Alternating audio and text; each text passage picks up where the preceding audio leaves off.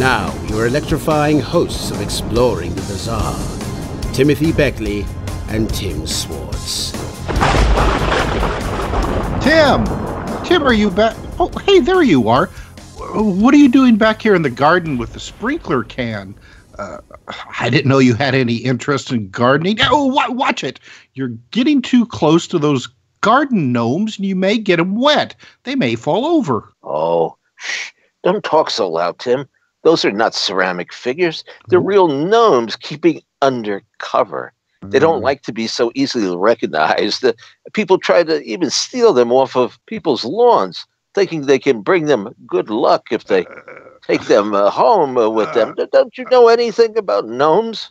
Okay, that's the craziest thing I've ever heard of. Gnomes are not real. They're just part of people's fantasies, urban legends. Hell, that's what you think. Our guest tonight will set the record straight for your sorry ass. Hey, well, okay, let's get back to the KCRR studio. And you're getting me all wet, and it's pretty chilly out here as it is. Well, say goodbye to the gnomes. Aren't they cute? No. Well, I swear, sometimes I don't know. Let's just go. Bye, fellas. See you later. Oh, boy. Why wouldn't you believe in gnomes, Tim?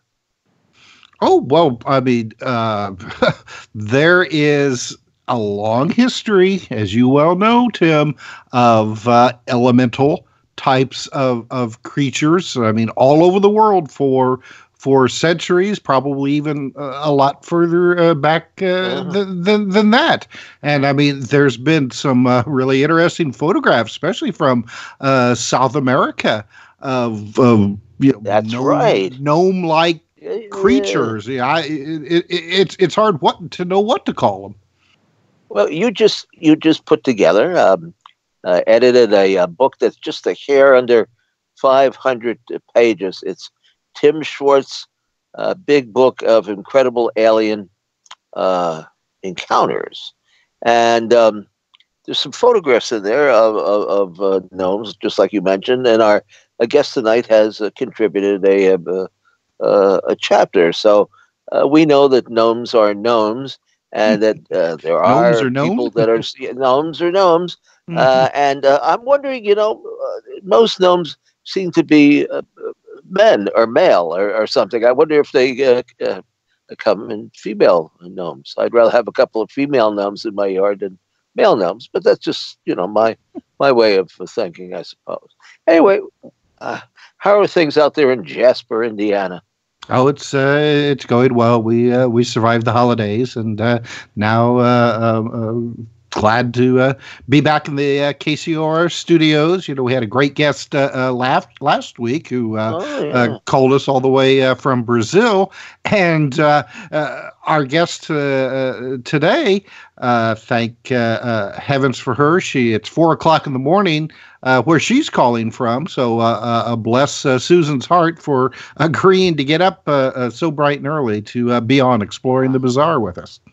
I can hear her heart pounding right over here. So, anyway, do introduce our guest for the evening, and then we can get on with the serious discussion about gnomes. Well, we are so happy to have a return visit from our good friend Susan Demeter St. Clair, and you mentioned that she has a chapter in our new book, Incredible Alien Encounters, and her chapter is called UFO Visitations and a Rogue Occupants. Now, Susan is a professional research assistant, author, editor, and psi experimenter. Her research interests include individual and institutional responses to anomalies and exceptional human experiences, and how they interact and enact change within individuals, groups, and large institutions, such as the military. Now, her life took on the framework of UFO experience after her own encounter in 1990, and she continues anomalous studies to be her true life's work. She has established both Para-Researchers of Ontario and Paranormal Studies and Inquiry Canada as online educational resources for those wishing to explore the subject of anomalous events in Canada. And I guess now she's going to have to open a chapter there in Italy. So Susan is a contributing author, as I said, for the newly released Tim Swartz's big book of incredible alien encounters and Robbie Graham's anthology, UFOs Reframing the Debate. So Susan, thank you very much for being back with us again on Exploring the Bizarre. Well, thank you for having me, and Happy New Year, guys. Well, same to you. Happy New Year to you, yeah. Yeah, So and how do you like living in Italy? Well, it's beautiful here. I have to admit, I'm still in that sort of honeymoon phase, not only in my life, because I recently got married, but with my new home in Italy. It's it's beautiful, and thank you so much. Are you in the city or in the countryside? I am in a medieval village in the mountain region of the Apennines in North Italy. And where I am is a very sort of magical place. There is a lot of Celtic as well as Etruscan sort of archaeological area. There's beautiful mountains. There's a lot of mythology surrounding these mountains, including sort of strange gnome-like characters and things. So I have actually started a new website that I'm going to be working on periodically called Fortean Italy. So that's going to start covering that. Yeah. So it'll be English language based at first. So I have that as a project, and I'm also writing my own book on witchcraft, which is going to be primarily based in Central European sort of witch experience, and it's also going to have UFOs in it. Because there's always UFOs. So I've got a lot of projects going forward in 2020, and yeah. But right now, I'm so excited to be part of your book, and thank you again for having me on the show. I love talking to you guys. I have to get a copy out to you. In fact, I don't have your current address. Well, let us start off with gnomes. Are gnomes known all over the world? Yeah, they are in various sort of guises. Like I put them in with sort of the idea of dwarfs or little people or little types of, supernatural beings that have been occasionally associated with UFOs other than the, more, I guess, traditional now communion-like gray of Whitley Strieber. There have been a wide variety of little type people. I was recently reading a case here that was very well documented from the 1950s in Italy, where a woman described very traditional Snow White-like dwarf beings with a UFO landing. So yeah, they are all over the world with different names. I mean, the ones here that in where I'm living most of them are called like Marzipigal. I'm probably really butchering that because it's 4 a.m. here and I don't speak really well Italian yet. Now that case that you just mentioned, is that where the little people tried to steal the woman's stockings? Yes. That's the one. See, you can't pull one over on me. I know my gnomes. You know your gnomes and you know your UFOs. that I do know. I remember there's a great illustration. I think it was on the cover of Fate magazine back maybe in 1956 or something like that, where she's fighting off the little creatures as they try to run with her stockings and flowers. So... there you go. Don't trust the gnome, or should you trust the gnome? I mean, are gnomes good and bad, or how do they fit on the scale of alien agenda hostility wise? I think it depends on your experience with them and how you feel about a gnome stealing your stockings. Like, I mean, I wouldn't be too happy with that.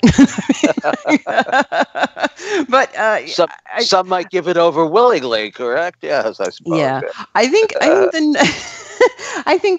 the gnomes are not like. I don't think that they're necessarily evil, but all of these beings have some sort of like sinister kind of side to them. Like I guess like humans, right? Like, some are good, some are bad, and in between.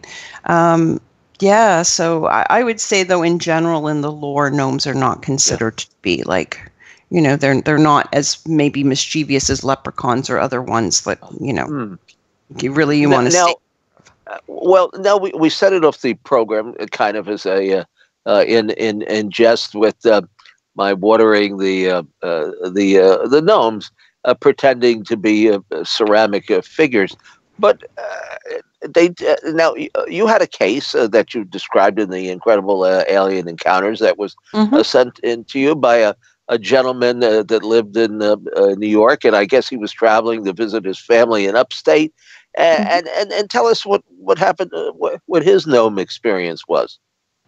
Well, his experience is it was very interesting to me because the experience was it was an auditory sort of an experience of where the gnomes were talking to him. He was hearing these voices. Now, I want to mention this person is an urban professional living in New York City, but the experience that he had occurred more, I guess, in not really a rural area, but very much like outside of a major city. He was visiting, and in three separate occasions, he heard sort of speaking to him. And what happened is he was sort of led, as these voices like were talking to him, these sort of sing-songing, I am here sort of voices, they led him to this area where he saw these gnomes, these sort of stone, not like the more typical sort of garden gnomes we see today, which are more cartoonish, but these sort of like stone, I guess, almost like gargoyle-like stone gnomes. And he associated those gnomes with these voices. And then after that experience, he heard these voices one last time as he was leaving. I forget the name now of the area he was in New York. But as he was in the train station leaving, he heard these voices saying, we'll see you soon, or goodbye. And he associated them with the garden gnomes that sort of these voices had led him to. And I thought of it almost like a computer icon sort of thing. Like you see this icon, so he's hearing the voice and he sees this.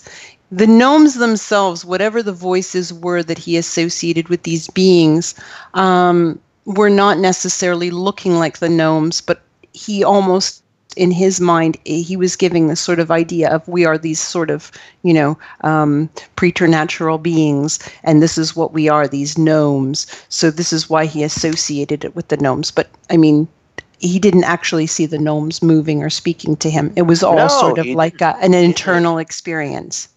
Yeah. Just like I've had with the gnomes. Right? Mm-hmm. Yeah, exactly.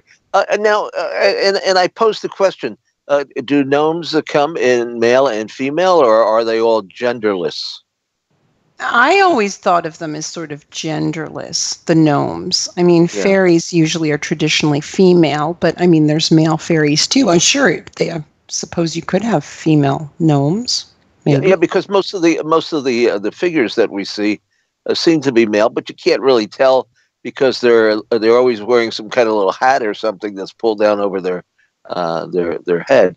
Now, I know in the chapter you did for the Incredible Alien Encounters, you describe an incident that happened to you. It's not exactly a gnome, but it was something totally strange and bizarre floating in the atmosphere. Oh, you mean the maybe you're thinking of his, because he had another experience before a UFO experience. Okay. Well, there was something that you described of like a green illuminated figure. That was his. Okay, so after I spoke to him, and I asked him, have you had any other type of strange encounter like this before? And he did say that years prior to that, he saw what he believed was a UFO. And he said that it looked almost like, to him, he described it like a fish almost, or a teardrop. And it was green.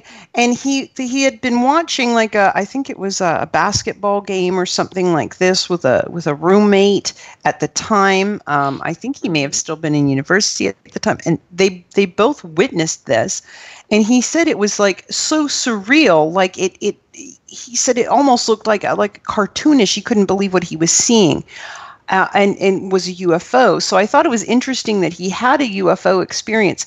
Didn't see any occupants or anything with this sort of strange green thing that was in the sky. Well, it sounds like an occupant itself. It could possibly be. I mean, you never know. It could be its own sort of life. Or being or something, but it was years later after that he had this experience where he began hearing these voices, which this was the only time that he ever had that sort of experience, sort of the auditory or hearing these strange voices that were speaking to him, greeting him, saying hello, here we are, sort of in this sing-songy kind of, I guess, fairy style of a voice that and then leading him to because he said he followed their voices. They sort of led him to this yard where he saw these gnomes. So he sort of at that point realized that he was having an experience with something that was maybe supernatural. Definitely. Well, okay. Let us take it a step further. Have you had any experiences kind of along that line, or anything related? I did have experiences like that as a child. And when I was little, I just assumed that these sort of little beings that I was seeing were like ghosts. I thought that, and they scared me. And I had a few experiences like that, which I write about in on my website, on my blog. I've written about the little man, and I didn't know what sort of to make of this as a child, other than they scared me. But years later, I was talking with a friend, and I had become a researcher at that point, and sort of it was like what I saw was like a little lamb-like, sort of like a little Aleister Crowley-like creature or being. Was sort of malevolent, it was really creepy. So, but I had seen more than one as a child, but I didn't really put it with UFOs until much, much later. And then I wasn't really interested in UFOs until I was an adult, and I was 23, and I saw this huge sort of glowing red UFO in the sky with my brother-in-law at the time, and it was over a nuclear power plant. It was in Toronto. It was in the Pickering nuclear plant, just outside of Toronto. And at the time, I was living in a large condominium. I was on the 10th story, and my balcony was facing out towards the lake and the nuclear power plant. I could see it off in the distance, and that is the direction in which we saw this huge glowing thing. And at the time, this was pre-internet, so I didn't really know like who to turn to. I didn't want to call police because I thought people are going to think we're nuts. And so again, it was probably about 10 years later that I found MUFON. After I had at that point I had a computer at home, and I was able to report the sighting and found out that there were many sightings with nuclear, not only that nuclear plant, but many other nuclear. In Indian Point and maybe Chernobyl even, with the sighting of some bird-like creature, perhaps related to a Mothman. Now, I see you put quite a bit of stock in the work, research done by Jacques Vallée. Obviously, his book, Passport to Begonia, which is certainly one of my all-time favorites, must have had an impact on you. Oh, absolutely. It's because when I first got involved in the study of UFOs, I was pretty much trying to look at it from just a nuts and bolts type of view, and then that really didn't. It wasn't satisfactory for me. It didn't satisfy me as to what was going on. And as I began spending more and more time with UFO witnesses, I realized that the most important thing was the witness and their story, because that's really what we have that's tangible with UFOs. It's the people that are experiencing them. And then finding Jacques Vallée and finding out that, yeah, if you look at these modern experiences and then you go back in history and you start seeing what people are describing as either fairies or particularly fairy kidnappings of people and things, it's very similar to the modern abduction experience. We may not accept, or some of us may not accept fairies now, but I mean, it's far more easier to accept perhaps the idea of an alien. Most people now believe that we're not alone in the universe, that there's at least some type of life somewhere. So maybe in this age of space and information, it's easier for people to conceive of an alien coming from another world than a fairy or a gnome but the fairies and the gnomes and that they still have their place, because I've taken more than one. I mean, there's the one that, I wrote about for you guys, but there's also a recent one that I did with a woman who's also an urban professional living in Toronto. She started having experiences with what she calls fairies at little light balls. But that also speak to her sort of in a telepathic way. And this began happening, she said, it was a few years after she had immigrated to Canada from South America. I believe it was Colombia. And she was feeling very isolated at the time. She was having a lot of problems in her marriage at that point of time. And then there was a death in her family. And so she was at a very low point when these beings just appeared in this park area just outside of Toronto where she was living, I think in Burlington, for people that might be familiar with Southern Ontario, Burlington, Ontario. And she was having these experiences. And she, at the end, at first she was frightened and startled by them, but then she felt very comforted. And this was going on for her probably for about 6 months. She'd go out to the park. She'd try to take pictures of them. But of course, the pictures never turn out. They're little blurs of light, so they could be anything. But the experience brought her a lot of comfort. And then after sort of things got together and she got herself together with her job and sorted out things with her marriage and that, the fairies stopped coming. But she said prior to that, and coming from South American, the culture that she came from, there really wasn't, she was surprised to have this particular experience in Canada. Yeah, I hear the music. Yeah, unfortunately, we are coming up to our bottom of the hour break. Go ahead. Let me go and fill my watering can here and get back into the yard for a few minutes, and then we'll return in just a few minutes. All right, we'll be back in just a few minutes, so stay tuned.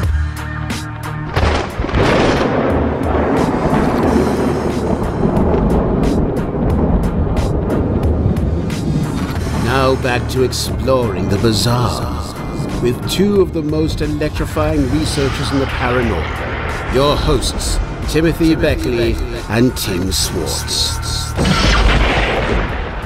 Welcome back to Exploring the Bizarre. I'm Tim Swartz. Tonight, our guest is Susan Demeter St. Clair, and we've been talking about UFOs, elementals, the wee folk, just all kinds of interesting things. And Susan, one of the things that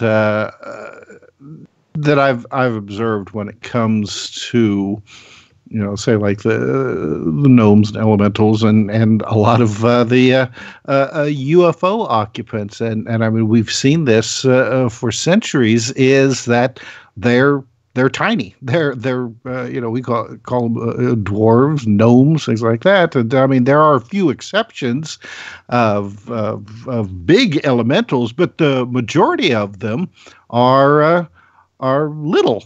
And I mean, stupid question, I suppose, but why do you think that is?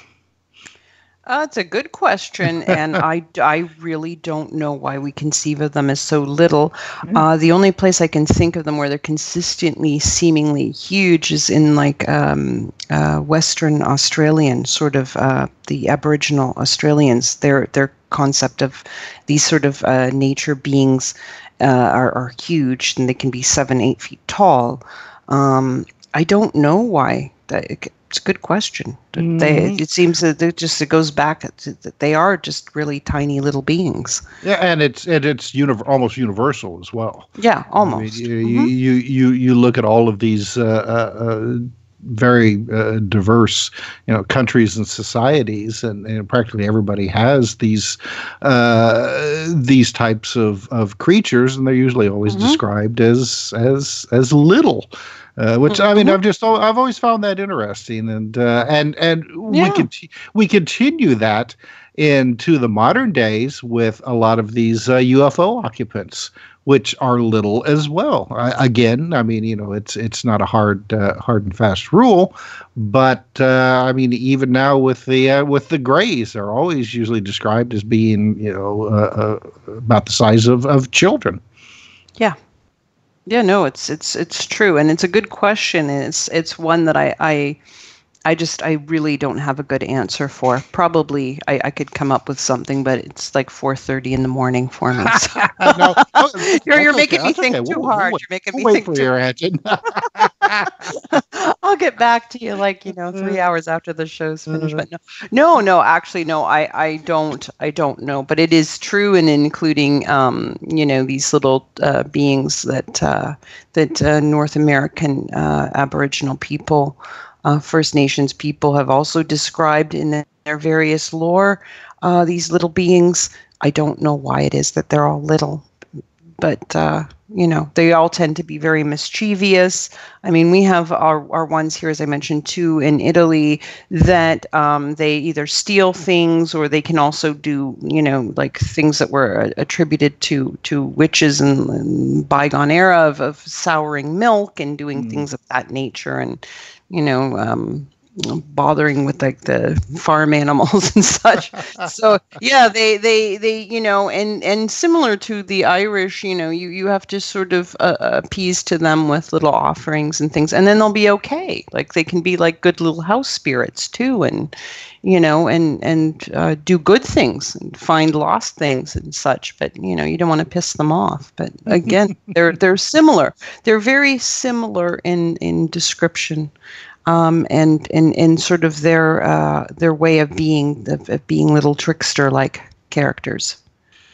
Well, and it's we're talking about UFO phenomena being obviously seems to have some kind of association with the elemental aspect of this. When I was in college, I had a girlfriend that she told me a story one time that when she was like a small child, but she said she still distinctly remembers this. She was small enough that she was sitting in her high chair in the kitchen, but she said that she remembers that because she was facing like the backyard window, and she kept seeing these little people. That's why she described them flying by this window, close by this window in like little helicopter types of devices. But she said that there wasn't like a canopy or anything covering it, so she could see like these little, and she described them as kind of like a greenish yellow in color, just one after the other flying by her window.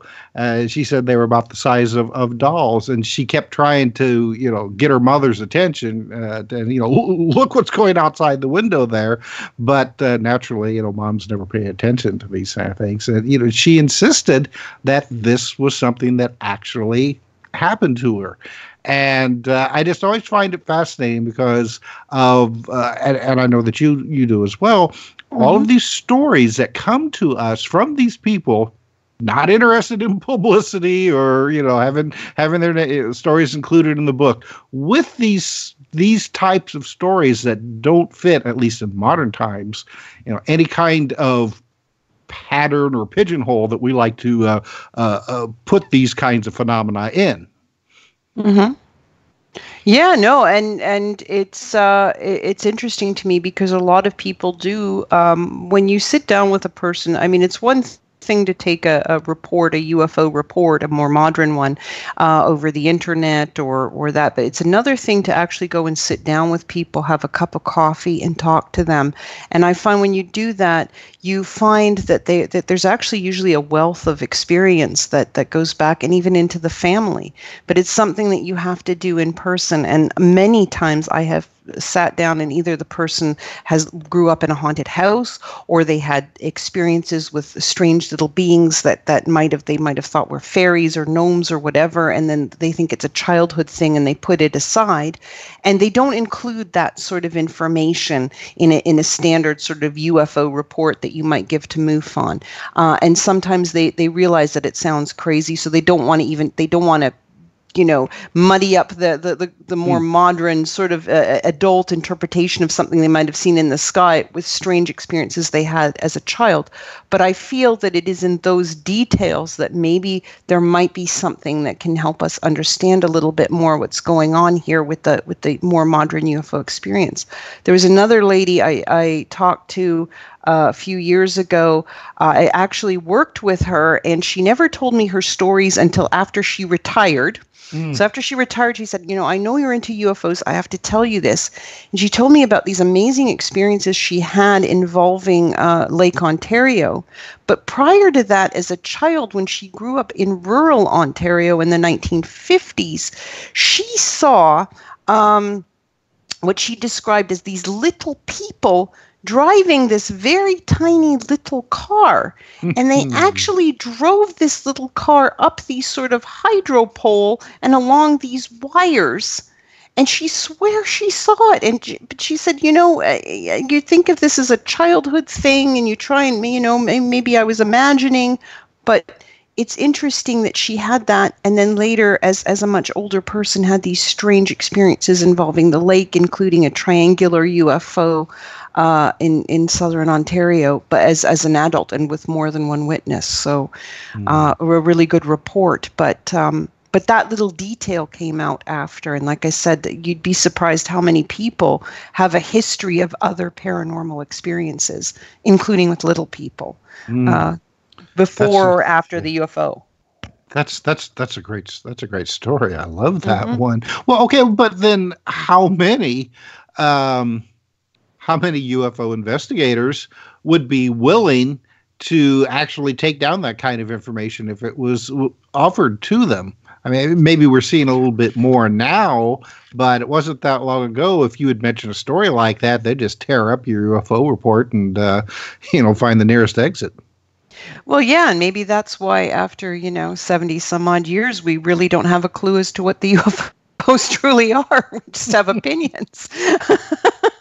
I hate to be mean that way, but I mean, I think that's why too, like with just that nuts and bolts approach. And I mean, there's a place for that, but I think that really you have to look at the human being that is having these experiences. I mean, animals might have these experiences too, but obviously they can't communicate them to us. But with the witness, I think, is the primary thing. And many people do have these experiences as children or as young people or even as adults. Like I said with the woman who had was a new immigrant to Canada and was going through a really hard time in her life. And then all of a sudden these little light beings, these little fairies with these little fairy-like voices speaking to her and more or less sort of giving her encouragement and, telling her things would be okay, appeared to her as an adult. And I mean, I met with this woman and she is, an executive. This is a person, this is not somebody who is, you might not think that a person like that would have these experiences as an adult, but she did, so, there's something definitely to it, and it is connected with the UFO phenomena. And I hope that more investigators will take the time to actually sit down with people and sort of maybe probe the depths of their person more than just, here's the report. What does the UFO look like? What shape is it? Where did you see it? Maybe concentrate a little bit more on the person who is a tangible thing than the object, which unless you're there with them, you're not going to really know, And now we live in the age of drones and things like that. It's very difficult to sort of say, well, what is it that this person has seen, unless we're there with them, right? You don't know. Now, the woman who had the experience with the light beings, who were basically giving her friendly and reassuring messages, that seems to be a little unusual when it comes to people's interactions with these elementals. It seems to me that the majority of the cases, the elementals are either, they just basically ignore the people or run away, or, sometimes act somewhat, with a little bit of hostility. Sometimes they can be very hostile, but it's the same with the UFO experience, right? Which in my opinion could be the one and the same thing. Sometimes people have miraculous healing. Sometimes they become healers. Other times they've been traumatized and harmed. So I think it's the same thing with these sort of beings.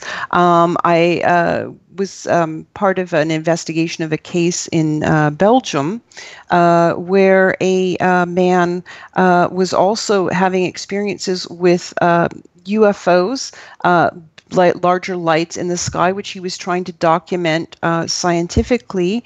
But at the same time, when probing his story, you find out that these experiences sort of began when there was a trauma within his family, and his wife was in a very bad state, and she started seeing these little light balls within the house. Like they started experiencing it within the house, and then later on they, with other witnesses, started seeing this light phenomena in the night sky. So again, like she, in this case, felt that, and I think that he did as well, at the end of the day, that this phenomena was somehow personal to them, and that she actually found comfort from the trauma that she was going through in life by seeing these light balls. And there's like a whole history of that. There's some really good books out there in regards to the little light balls and appearing at times of stress, appearing at times of death, and bringing comfort. So they themselves, they're almost like a little UFO. These little orby-like things that people see and experience, and they could also be tied in with this elemental idea. The woman in Burlington said that when she would go out to the park, she would see these fairies, and they were like little light balls, but she could almost see little faces in them. Yeah. And she was wide awake. Like, this was a wide awake. This is not like I'm lying in bed and these things are happening and I could be having to think. She would go out, and she liked going to this park because, she was stressed and that, and she would she would drop her kids off and she would go and take her walk in the park, and she would see these little things, and they would give her these telepathic messages that were of, it's going to be okay kind of thing. Now, you made an interesting statement there with the woman who said that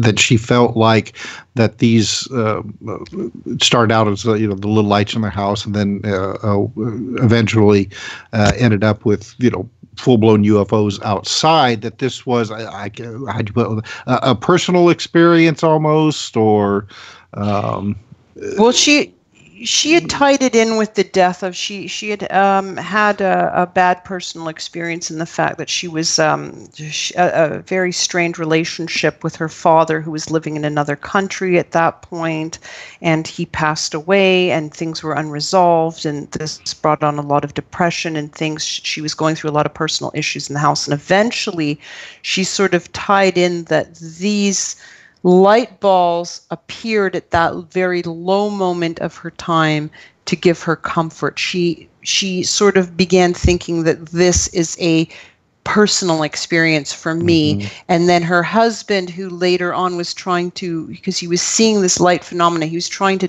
trying to take pictures, trying to document it from a scientific point of view, eventually came to the same conclusion that this somehow was an experience for them, to just sort of maybe let them know that there's more to life than what we might think, and that and she found comfort eventually in these experiences with these light balls. Which makes me wonder.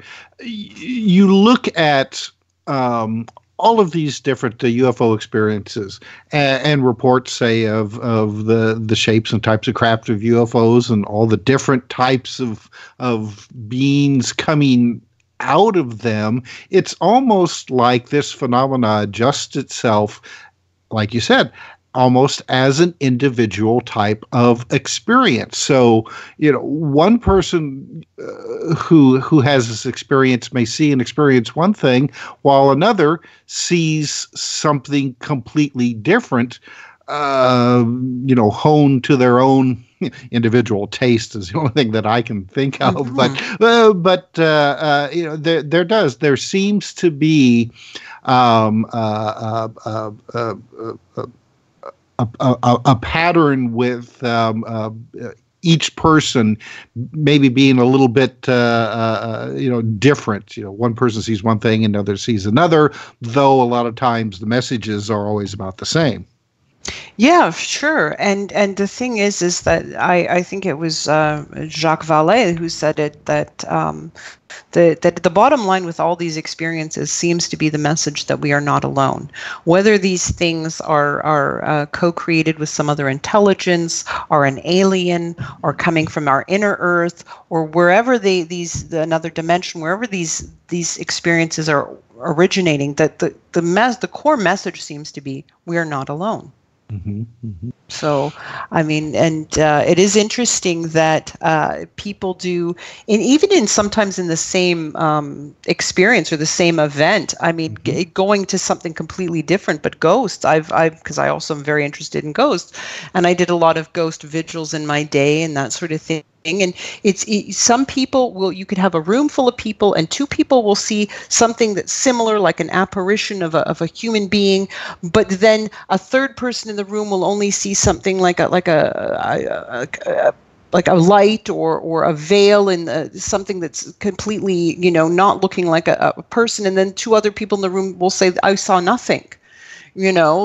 So I used to think that maybe it was like a line of sight thing, depending upon where you were placed. But now I'm leaning more towards the idea that somehow we are co-creating with some other intelligence, and yes. And it's sort of pooling from what we know culturally and who we are to create something.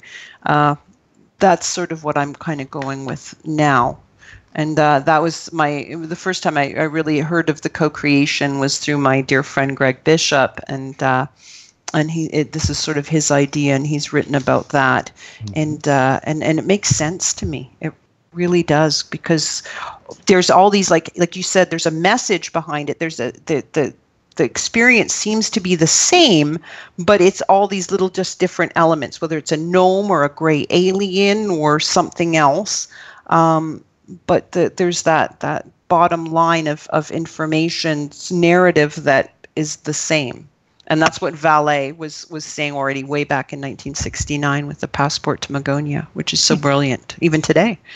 Oh, yeah. Yeah. Well, it also makes me think of, like all of these religious messages that people have received over the years, prophesizing and messages from God and deities. And they seem to be very individualistic, though they try to spread them out for the rest of the flock. And then you have somebody else come out and say, no, God told me it was this way, and then another guy goes, no, it's this way.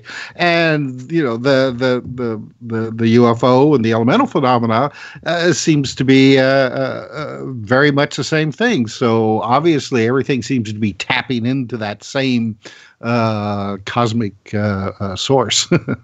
I think so. Yeah.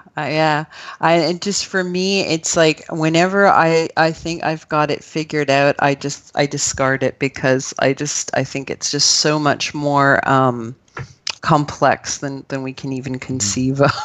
All right. Well, Susan, we'll go ahead, Tim. I just wanted to say, I know we're running short on time here, but I did want to send out my condolences to two close friends of the show, both of whom's spouses passed away within the last week or so.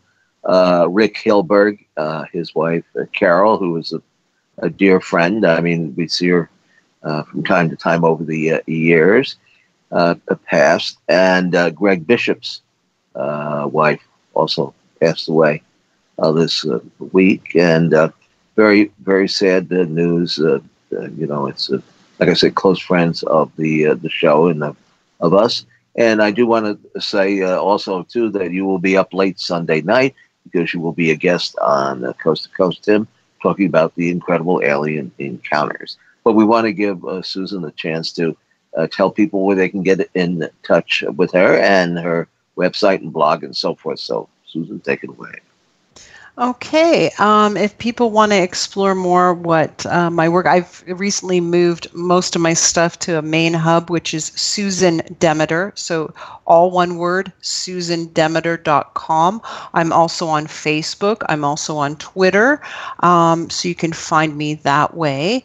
I'm always interested in hearing people's experiences, particularly as they relate to UFOs, and of course, and I'm going to have this book coming out later in the year, both in Italian and in English, which will be about witchcraft.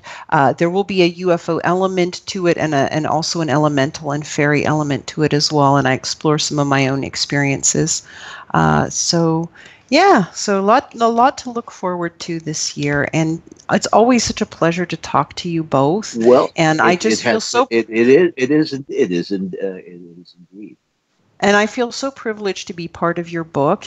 And yeah, definitely, Tim, I will shoot you a PM, probably on Facebook. I'll give you my address, okay. and I'd love to have a copy. Love it. All right. Well, yes. Our next book, if you have anything, is Strange Alien Artifacts. We're just collecting material now, and don't forget to tune into the archives here on KCOR and our YouTube page, Mr. UFO's Secret Files, with some very spunky animation. And Tim will be talking to you and be on the air listening to you on the Coast to Coast Sunday night. So over and out to everyone listening here. You've been listening to Exploring the Bizarre with hosts Timothy Beckley and Tim Swartz. They're taking back the night by jetting non-stop across the cosmos in search of the truly bizarre and totally unexplained, with you as their co-pilot. Thursday nights at 7 p.m. Pacific, 10 p.m. Eastern, on the KCOR Digital Radio Network. For more information on Exploring the Bizarre and hosts Timothy Beckley and Tim Swartz, check out their KCOR Digital Radio Network page. Follow their YouTube channel at MRUFO 1100. Exploring the Bizarre.